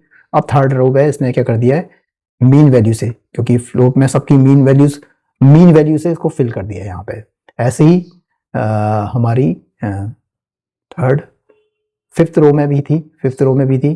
तो 5th रो में भी यहाँ पे भी इसने मीन वैल्यू से इसको फिल कर दिया है। ऐसे ही मेरे पास में 8th जो रो थी, दिखाता हूँ मैं आपको 8th वाली रो, यहाँ भी इसको फिल कर दिया है। तो इसने मीन वैल्यू से इसको फिल कर दिया है। तो देखिए मेरे को यहाँ पे in place equal to true लिखना पड़ा, क्यों, क्योंकि in place equal to true कब करते हैं, जब हमको ओरिजिनल डेटा फ्रेम में चेंज लाना होता है। अगर मैं in place equal to true नहीं करूंगा यहाँ पे, तो मुझे मैंने जो चीज अप्लाई करी है वो नजर नहीं आएगी। ये देखिए मैं करता हूँ, यहाँ पे कोई चीज नजर नहीं आई। तो या तो मुझे यहाँ पे in place equal to true लिखना पड़ेगा, या तो मैं 2 काम कर सकता हूँ, या तो in place equal to true करूँ, यहाँ पे in place equal to true करूं तो मेरे पास में चेंज नजर आएगा, मुझे इसने मीन वैल्यू से फिल कर दिया सारा। या फिर मुझे क्या करना पड़ेगा, अगर मैं in place equal to true नहीं करता हूं तो मुझे ऐसा कुछ करना पड़ेगा। पहले क्या करना पड़ेगा, df salary equal to df_CSV salary इतना करना पड़ेगा। फिर इसके बाद df CSV को प्रिंट करना पड़ेगा। तो इस केस में मैं रीअसाइन कर रहा हूं, तो यहाँ पे फिर मेरे को ओरिजिनल में चेंजेस नजर आ जाएगा। तो ओरिजिनल में मेरे में जो ओरिजिनल है उसमें चेंज नजर आ गया। तो आप ये भी कर सकते हैं कि आपको जिस कॉलम की मिसिंग वैल्यूज को फिल करना है किसी भी वैल्यू से। यहाँ पे फिल एन के अंदर आप वैल्यू पास कर रहे हैं, जैसे मैंने यहाँ पे सैलरी डॉट मीन पास करा है, tf_csv salary dot mean function से मीन वैल्यू से मिसिंग वैल्यूज को फिल कर दिया है। तो पहले मैंने उस कॉलम का नाम दिया जिस कॉलम को फिल करा है। अगर मैं नहीं करता हूँ, ऐसा नहीं करता हूँ, तो मुझे यहाँ पे in place equal to true करना पड़ेगा। या तो मैं in place equal to second parameter in place equal to true करूँ, जिससे मेरे को ओरिजिनल डेटा फ्रेम में मेरा चेंज नजर आए। तो यहाँ से क्लियर समझ में आ गया कैसे मिसिंग वैल्यूज को हम फिल करेंगे using dot fill N function से, और उसके अंदर वैल्यू पास करेंगे। थर्ड चीज है हमारा रिमूवल, जिसमें हम df dot drop N function का यूज करते हैं। ये उन सारी रोज को हटा देता है जिसमें कोई भी मिसिंग वैल्यूज होती है। इसे ध्यान से यूज करना चाहिए, क्योंकि जरूरी डेटा हमारा क्या सकता है, लॉस हो सकता है। तो इसको भी हम यूज करके देख लेते हैं कि कैसे हम मिसिंग वैल्यूज वाले कॉल रोज को कैसे डिलीट करेंगे। तो यहाँ पे चलते हैं गूगल कोलैब में और मैं दिखाता हूँ आपको। यहाँ पे हम लगाते हैं df_csv इक्वल टू df_csv। यहाँ पे भी वही चीज है, ड्रॉप, ठीक है। अब देखिए मैं यहाँ पे इसको रन करता हूँ, ये मिसिंग वैल्यूज वाला था। अब इसके बाद इसने केवल इतनी ही रोज आ रही हैं, 4 रोज आई हैं, क्योंकि इन रोज में कोई भी मिसिंग वैल्यूज नहीं है। बाकी सारी रोज हटा दी हैं जिनमें मिसिंग वैल्यूज है। यहाँ पे भी देखिए मैंने रीअसाइन किया हुआ है। अगर मैं रीअसाइन नहीं करता यहाँ पे ऐसे, तो मेरे को यहाँ पे क्या करना पड़ता, वही in place equal to true करना पड़ता, तब भी ये काम करता। In place equal to true देना पड़ता। तो अगर ओरिजिनल डेटा फ्रेम में हमको चेंज करना है तो हमको in place equal to true करना पड़ता है उस केस में, जब हम रीअसाइन नहीं करते। तो देखिए कि वही रोज आ रही हैं जिनमें कोई भी मिसिंग वैल्यूज नहीं है। तो आपके पास दो तरीके हैं, या तो आप रीअसाइन करिए इसको, या तो df यहाँ पे मैं लिखूं df_csv equal to df_csv dot drop N. उस केस में मेरे को in place equal to true करने की जरूरत नहीं है। क्योंकि करता है, क्योंकि df अगर जब मैं इसमें parameter in place equal to true कर देता हूं, तो ये रिटर्न करके इसका रिटर्न टाइप क्या होता है, नन होता है। तो इसका रिटर्न टाइप हमेशा हमें नन आएगा। अगर मैं यहाँ पे इन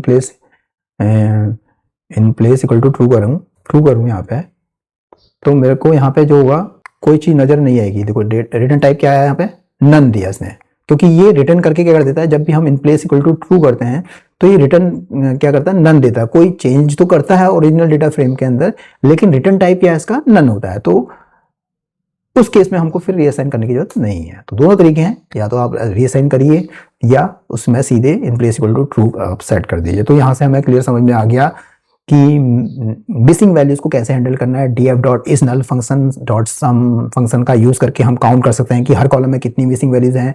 df.fillArray फंक्शन का यूज करके के अंदर as a value parameter pass करके मिसिंग वैल्यूज वाले कॉलम रोज को किसी वैल्यू से फिल कर सकते हैं, और उन रोज को डिलीट करना जो कि जिनमें कोई भी मिसिंग वैल्यूज है। तो ये हमारा प्रैक्टिकली हमने इम्प्लीमेंटेशन करके देख लिया गूगल कोलैब में, पूरा प्रैक्टिकल इंप्लीमेंटेशन करके हमने देख लिया। तो ये हमें क्लियर हो गया। नेक्स्ट इसमें देखते हैं रिमूविंग डुप्लीकेट रिकॉर्ड्स। तो df.drop and underscore duplicate function का यूज होता है इसमें। तो ये फंक्शन क्या करता है, df.drop अंडरस्कोर डुप्लीकेट, ये पूरी रो को चेक करता है। अगर कोई रो बिल्कुल आइडेंटिकल होती हैं, डुप्लीकेट होती हैं, तो उन्हें हटा देता है। तो दो रो अगर बिल्कुल आइडेंटिकल है, एक जैसी हैं, तो उनको में से जो है एक रो को हटा देगा या दोनों रो को हटा देगा। कैसे हटाएगा, नेक्स्ट पार्ट पे हम देखते हैं। दूसरा है सबसेट पैरामीटर का यूज करना। यहाँ पे सबसेट पैरामीटर का भी हम यूज कर सकते हैं। तो अगर हम df.drop अंडरस्कोर डुप्लीकेट के अंदर सबसेट इक्वल टू सपोज मैंने दे दिया स्क्वायर ब्रैकेट के अंदर एज दे दिया, तो ये पूरी रो को चेक नहीं करेगा, सिर्फ एज कॉलम में देखेगा कि यहाँ पे कोई मिसिंग डुप्लीकेट वैल्यूज तो नहीं है। अगर दो एज सेम जैसी दिखेंगी, या अगर हम सबसेट इक्वल टू ईमेल ले लेते हैं, तो ईमेल अगर दो ईमेल एक जैसी लगेगी, ईमेल कॉलम में दो ईमेल एक जैसी लगेगी, तो पूरी रो को चेक नहीं करेगा, केवल उस दोनों रो के ईमेल कॉलम को चेक करेगा कि ईमेल दोनों की सेम है, तो उन दोनों रो में को डिलीट कर देगा। तो सबसेट पैरामीटर का भी हम यूज कर सकते हैं। अब थर्ड चीज है कीप पैरामीटर। तो कीप पैरामीटर में keep equal to first, last या फॉल्स हम सेट कर सकते हैं। ये जो कि हमने पहला पॉइंट कहा कि df.drop अंडरस्कोर डुप्लीकेट्स में दो रो आइडेंटिकल हैं, तो उनमें से कौन सी रो को हमको डिलीट करना है, फर्स्ट वाली को या फर्स्ट वाली को रखना है, लास्ट वाली को डिलीट करना है, या लास्ट वाली को रखना है, फर्स्ट वाली को डिलीट करना है। तो की पैरामीटर से हम इसे सेट कर सकते हैं। की इक्वल टू फर्स्ट रख सकते हैं, तो की इक्वल टू फर्स्ट डिफॉल्ट पहले वाले को रखता है, की इक्वल टू लास्ट आखिरी वाले को रखता है। तो ये इसको भी हम प्रैक्टिकल और की इक्वल टू अगर हम फॉल्स कर दें तो ये दोनों आइडेंटिकल रोज को ही डिलीट कर देगा। तो इसका practical implementation removing duplicate records कैसे करेंगे, चलते हैं गूगल कोलैब में। इसका प्रैक्टिकल इंप्लीमेंटेशन मैं आपको करके दिखाता हूँ, वहाँ पे हम इसको प्रैक्टिकली इंप्लीमेंट करके देखेंगे। तो चलते हैं गूगल कोलैब में। तो मैं एक नया कोड सेल बनाता हूँ यहाँ पे। तो यहाँ पे थोड़ा सा फॉन्ट साइज में कम करता हूँ। तो हमें क्या करना है, रिमूविंग डुप्लीकेट रिकॉर्ड्स। तो सबसे पहले क्या करूँगा, मैं एक डेटा बनाता हूँ, इंपोर्ट कर लेता हूँ। पहले इंपोर्ट पांडाज एसपीडी कर दिया मैंने। एक डेटा बना रहा हूँ मैं। सबसे पहले डेटा मैं इस टाइप से बनाऊंगा जिसमें आइडेंटिकल चीज़ें हों। सबसे पहले मैं कॉलम लेता हूँ नेम का, और इस नेम के अंदर मैं कुछ नेम ले रहा हूँ। जैसे मैंने ले लिया रोहन, और फिर दूसरा एक और नेम ले लिया, और एक और कॉलम ले लिया मैंने, और नेम ले लिया, फिर से रोहन ले रहा हूँ। क्यों ले रहा हूँ करके फिर आपको बताऊँगा। रोहन ले लिया, फिर उसके बाद एक और कॉलम ले लिया अमित, और लास्ट पे फिर से प्रिया ले लिया। ये है मेरा नेम। से इससे पहले मैं एक लेता हूँ, एक और लेता हूँ, इसका स्टूडेंट आईडी नाम से ले लेता हूँ। फिर नेम होना चाहिए एक स्टूडेंट अंडरस्कोर आईडी नाम से ले लेता हूँ, और इसमें आईडी देता हूँ कुछ 101। रिपीट भी करूँगा मैं 102, फिर 101 ले लिया मैंने। क्यों रिपीट कर रहा हूँ मैं, इसका रीज़न भी आगे बताऊँगा। 102। तो मैंने स्टूडेंट आईडी बना लिया, कॉमा नेम दे दिया। अब थर्ड जो कॉलम बनाऊंगा मैं बनाता हूँ, वो कॉलम है मेरा, बनेगा सिटी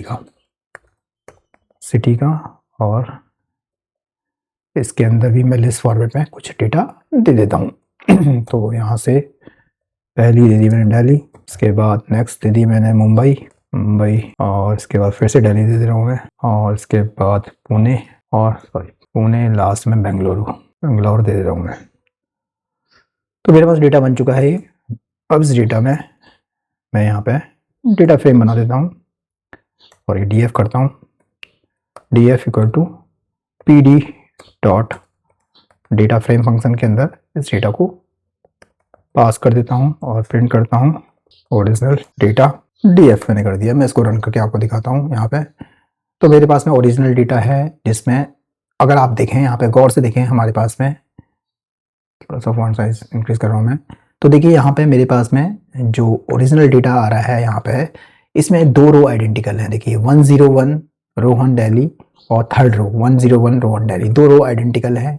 और कुछ चीज़ें कॉलम पे आइडेंटिकल हैं, जैसे स्टूडेंट आईडी 101 है, 101 है, 102 है, और 102 है। नेम में भी है, यहाँ पे नेम प्रिया यहाँ पे है, और नाम यहाँ पे भी प्रिया है। सिटी में देखें तो दिल्ली और दिल्ली। तो इन सारी चीज़ों का जो यूज़ हम करेंगे प्रैक्टिकली, जो कि हमने डिस्कस किया यहाँ पे, df dot drop underscore duplicates का हमका सबसे पहले हम यूज़ करके देखते हैं, फिर सबसेट का यूज़ करके देखेंगे, फिर की पैरामीटर का भी यूज़ हम करके देखेंगे। तो यहाँ पे मैं लगाता हूँ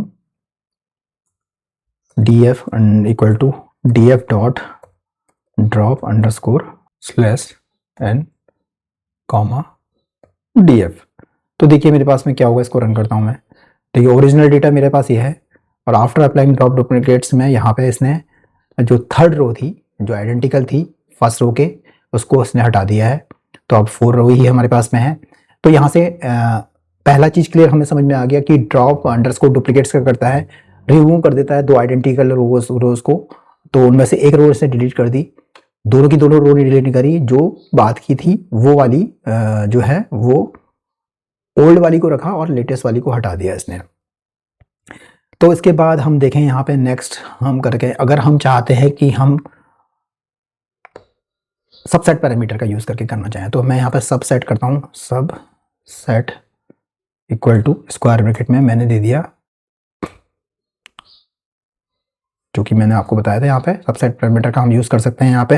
तो यहाँ पे मैं सबसेट पैरामीटर का यूज़ करके इसमें से क्या है, किसी पर्टिकुलर कॉलम के बेसिस में कर दूंगा यहाँ पे। तो यहाँ पे मैं सपोज क्या करता हूँ, स्टूडेंट आईडी देता हूँ। तो मैंने सबसेट दिया यहाँ पे स्टूडेंट अंडरस्कोर आईडी के बेसिस पे। तो अब क्या करेगा, केवल कॉलम नेम को स्टूडेंट आईडी को चेक करेगा, जहाँ जहाँ पे कॉलम नेम सेम होंगे उन रो को डिलीट कर देगा। तो यहाँ पे कुछ गड़बड़ हो रहा है, और रन करता हूँ मैं। तो देखिए क्या करा इसने, जो मेरे पास ओरिजिनल जो डेटा फ्रेम था उसमें हमारे पास 5 रोज थी। अब देखिए मेरे स्टूडेंट आईडी कहाँ कहाँ पे सेम थी, 101 पे 101, तो ये थर्ड वाली रो को इसने हटा दिया। ऐसे ही 102 और सेकेंड रो पे और फिफ्थ रो पे 102 थी, तो फिफ्थ वाली रो को भी इसने हटा दिया, क्योंकि कॉलम के बेसिस में इसने क्या करा, डुप्लीकेट रिकॉर्ड्स को हटा दिया कि उन कॉलम के जिन कॉलम में वैल्यूज स्टूडेंट आईडी की सेम थी उनको हटा दिया। तो हम किसी पर्टिकुलर कॉलम के बेसिस में भी क्या कर सकते हैं, डुप्लीकेट रिकॉर्ड्स को डिलीट कर सकते हैं। अब बात आती है कि जब हम डिलीट कर रहे हैं तो उसमें से हमको कौन सा रखना है, कौन सा हटाना है। तो यहाँ पे मैं इसको अभी हटा रहा हूँ, यहाँ पे ड्रॉप डुप्लीकेट से यहाँ पे तो हम यहाँ पे कीप पैरामीटर का यूज करेंगे। कीप इक्वल टू मैं लगता हूँ लास्ट लिखता हूँ। अब देखिए कीप इक्वल टू लास्ट रखा मैंने, तो क्या होगा, रन किया मैंने, तो देखिए मेरे पास में क्या है, ओरिजिनल जो मेरे पास में थी उस पर फर्स्ट रो थी, तो इसने लास्ट जो लेटेस्ट वाली है उसको रखा, थर्ड वाली रो को रखा, जबकि फर्स्ट रो को इसने डिलीट कर दिया। तो थर्ड वाली रो हमारे पास में रोहन डेली वाली आ रही है।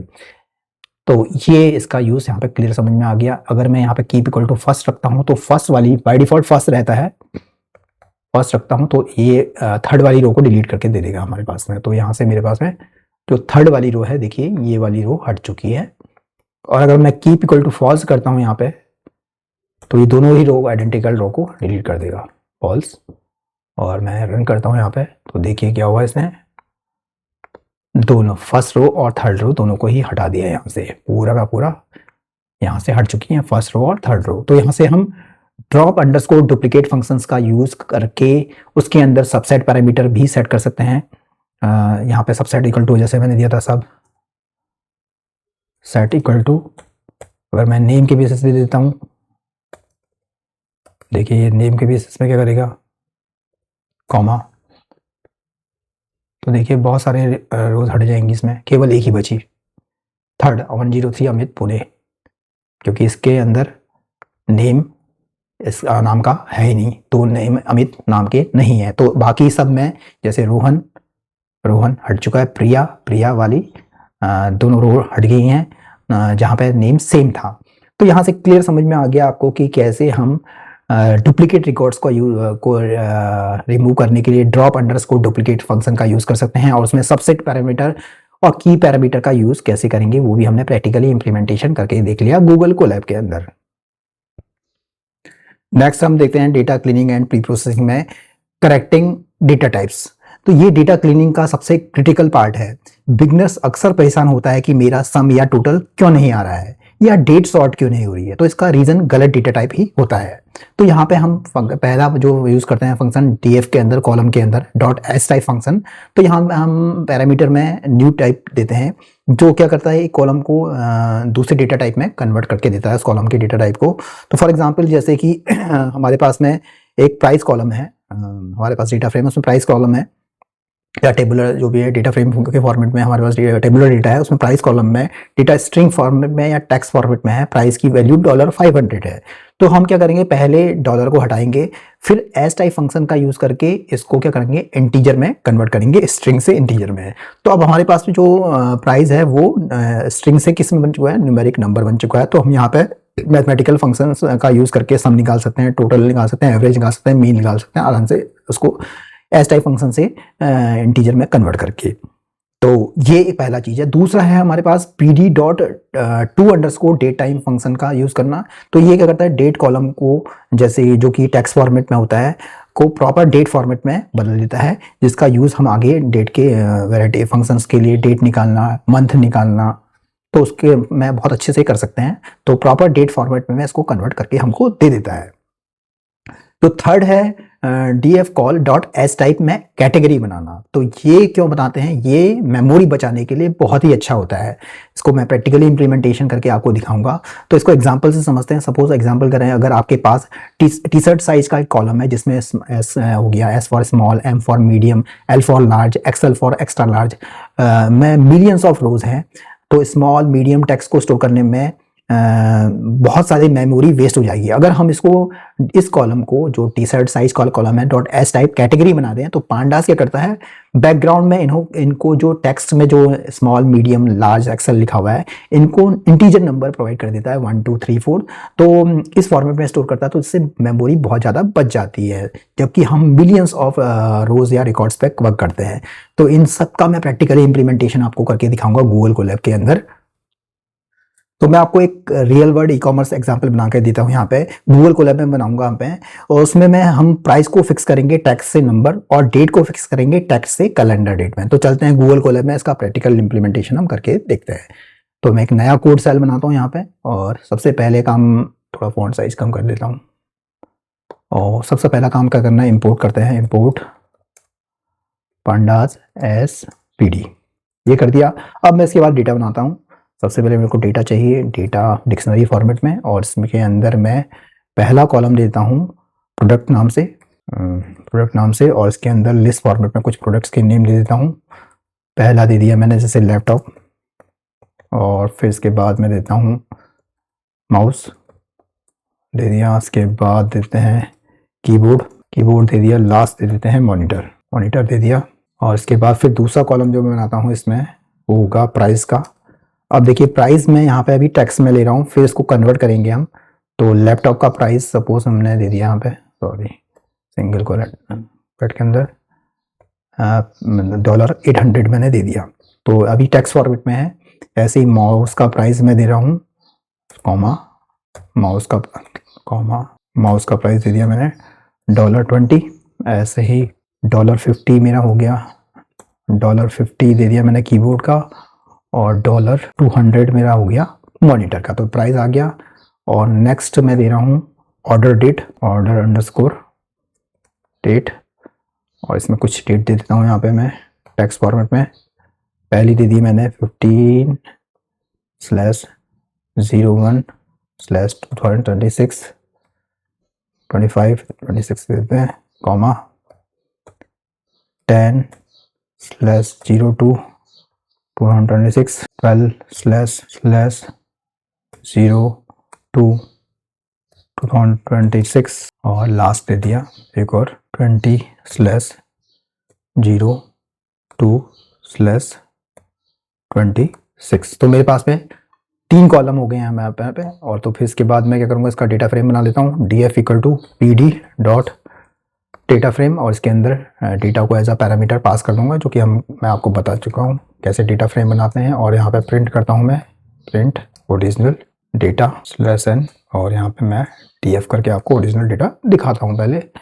तो मेरे पास में ओरिजिनल डेटा आ चुका है, इसमें 4 रोज हैं और 3 कॉलम्स हैं, प्रोडक्ट, प्राइस और ऑर्डर डेट। अब मेरे पास प्रॉब्लम क्या है, अगर मैं को यहाँ पे प्राइस का सम करता हूँ, प्रिंट यहाँ पे करता हूँ, प्रिंट यहाँ पे प्राइस सम इक्वल टू और /n करके, या इक्वल टू मैं करता हूँ df और प्राइस डॉट सम लगाता हूँ।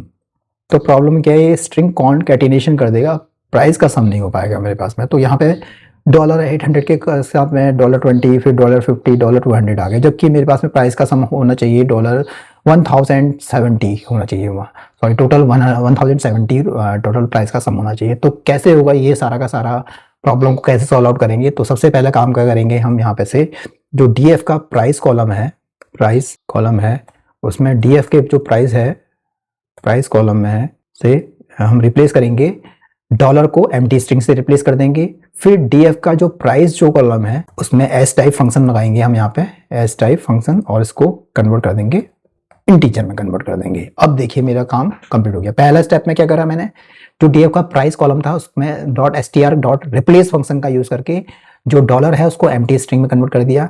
और फिर इसके बाद जो हमारे पास में जो स्ट्रिंग है उसको .s टाइप फंक्शन से इंटीजर में कन्वर्ट कर दिया। अब मैं इसको रन करता हूं तो मेरी प्रॉब्लम का सॉल्यूशन मिल गया, प्राइस सम 1070। आप देख रहे हैं यहाँ पे, थोड़ा सा फॉन्ट साइज बढ़ा देता हूँ, तो देखिए अब मेरे पास में प्राइस का सम प्रॉपर आ रहा है, प्राइस सम इक्वल टू 1070। तो ये एक चीज का प्रॉपर सॉल्यूशन मुझे मिल गया।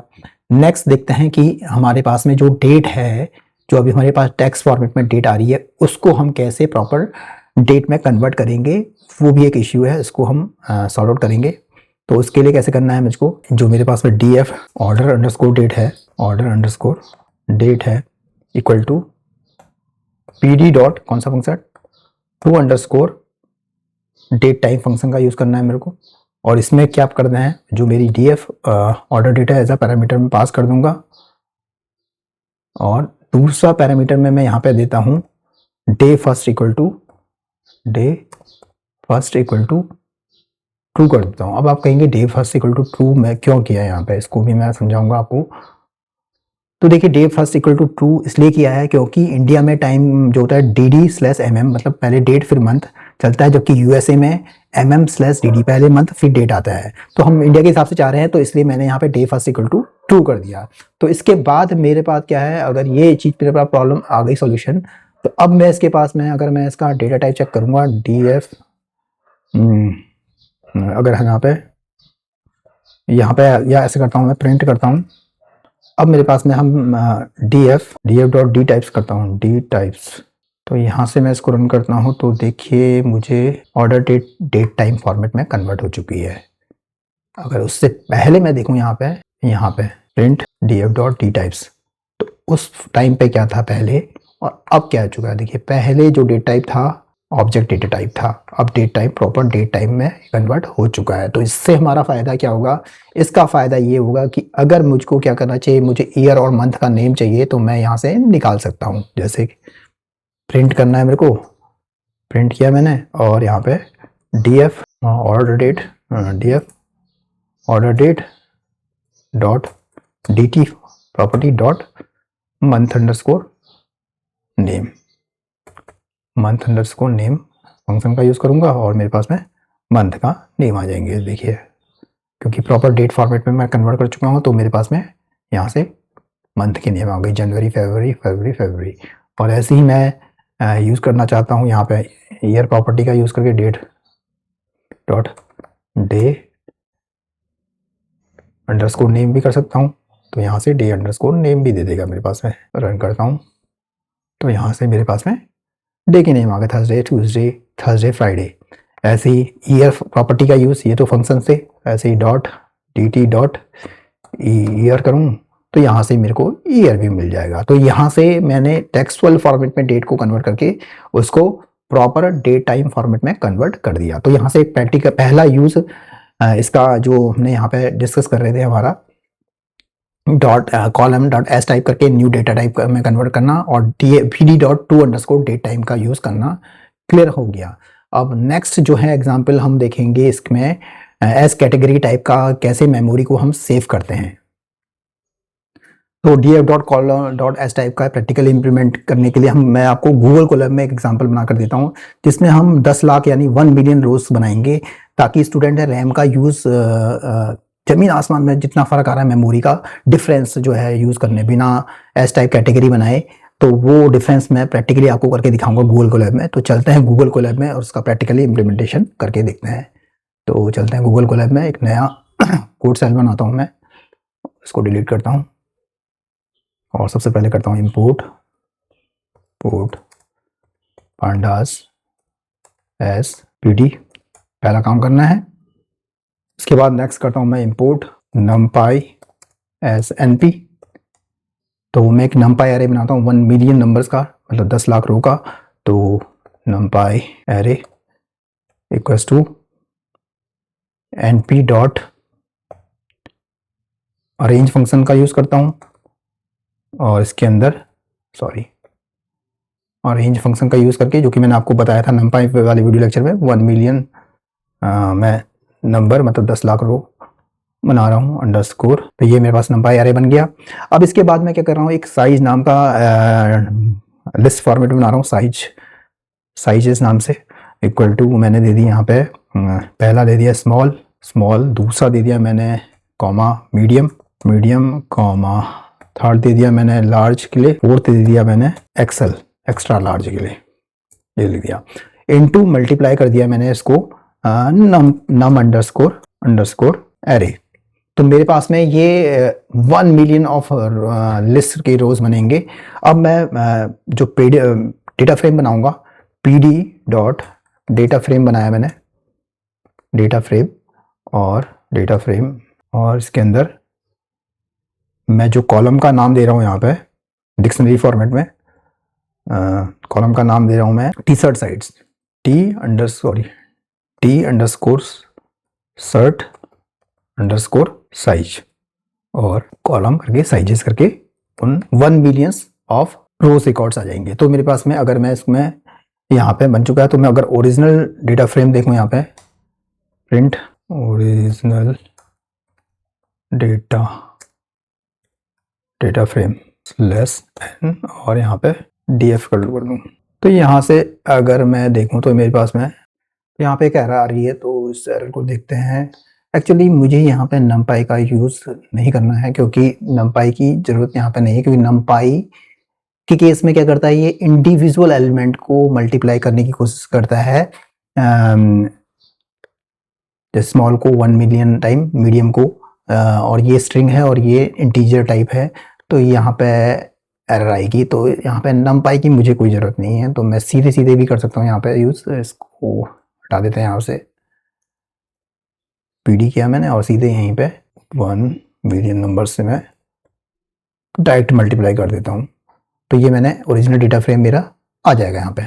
तो ओरिजिनल डेटा टाइम फ्रेम मेरे पास में बन चुका है, इसमें 1 मिलियन नंबर्स मेरे टोटल आ चुके हैं। तो इसके बाद अब मैं आपको दिखाता हूँ कि मेमोरी का यूज़ क्या है। तो ओरिजिनल डेटा तो मैंने आपको दे दिया, तो यहाँ पे मैं लिखता हूँ बिफोर कन्वर्जन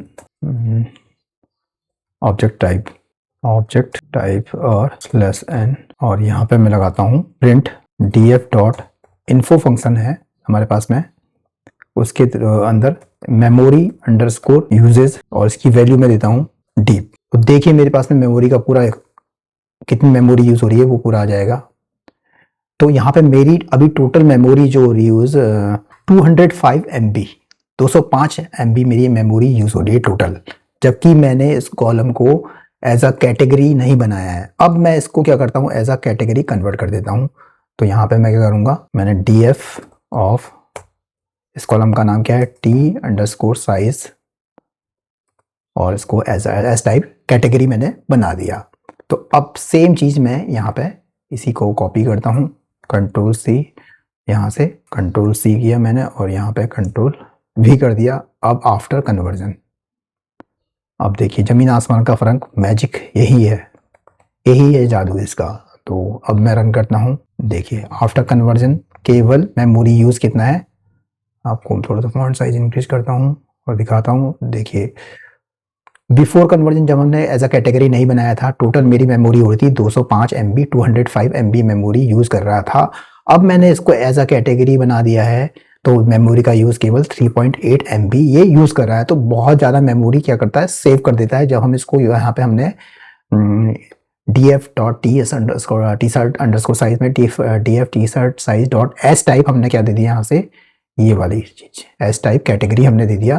तो यहाँ से इसने इसको क्या कर दिया, एज अ कैटेगरी सेट कर दिया। तो पांडास बैकग्राउंड में इनको जो 1 मिलियन रोज हैं, मैं जो वैल्यूज हैं स्मॉल लार्ज एक्स्ट्रा लार्ज जो वैल्यूज मैंने दी थी यहाँ पे, इनको नंबर्स 1 2 3 4 इसने प्रोवाइड कर दी। तो बहुत ज़्यादा मेमोरी ये सेव करके हमको दे देता है यहाँ पे। तो यहाँ से दोनों चीज़ क्लियर हो गई, हमारे समझ में आ गया कि कैसे हम कॉलम को एज टाइप कैटेगरी बना देते हैं। तो इससे हमारी बहुत ज़्यादा मेमोरी सेव हो जाती है। तो यहाँ से हमारा क्लियर हमको समझ में आ गया है, हमारा जो हम डिस्कस कर रहे थे कि कैसे हम data cleaning and preprocessing में .s टाइप फंक्शन से न्यू टाइप में कन्वर्ट करना, pd.to_date टाइम फंक्शन से टेक्सुअल डेट से प्रॉपर डेट टाइम फॉर्मेट में कन्वर्ट करना, और कॉलम को as a type of category बनाना। यहाँ पे एक प्रोफेशनल टिप हो जाता है कि हमेशा क्या करना ध्यान रखना चाहिए, जो भी हम डेटा एनालिसिस करते हैं उससे पहले डुप्लीकेट डेटा को हैंडल करना बहुत ज़रूरी है, जो कि हमने पिछली स्लाइड में किया था। इससे हमारी डेटा की एक्यूरेसी रहती है और हमारा डेटा प्रॉपर मैनेज रहता है। तो हमें डुप्लीकेट रिकॉर्ड्स को हैंडल करने का तरीका, जो कि हमने पिछली स्लाइड में डिस्कस किया था, डेटा एनालिसिस को मेंटेन करने के लिए बहुत ज़रूरी है। तो यहाँ से हमारा data cleaning and pre processing clear हो गया। तो इस वीडियो में इतना ही, मिलते हैं नेक्स्ट वीडियो में इसके बाकी के पॉइंट्स मैं डिस्कस करूंगा। तब तक के लिए मैं हूं Shiv Prabhat. Keep coding and keep smiling.